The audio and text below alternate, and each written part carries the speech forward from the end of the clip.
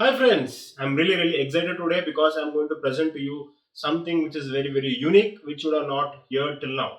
Yes, I'm going to play the chess competition, the mind game with stock market, and I have named it as Bank Nifty competition, or you can say tournament with Mr. Bank Nifty.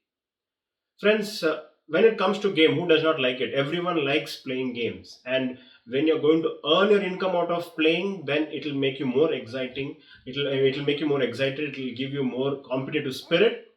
So I'm going to play now stock market game, that is nothing but the chess, for my weekly income. So if not weekly income, I'll at least make sure at least 2 3 weeks are in profit, so that my monthly targets have been met, monthly targets have been achieved.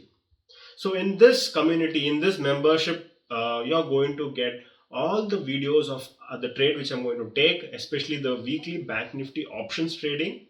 So it's going to be a swing trading. It's not a intraday trading. It's going to be swing trading.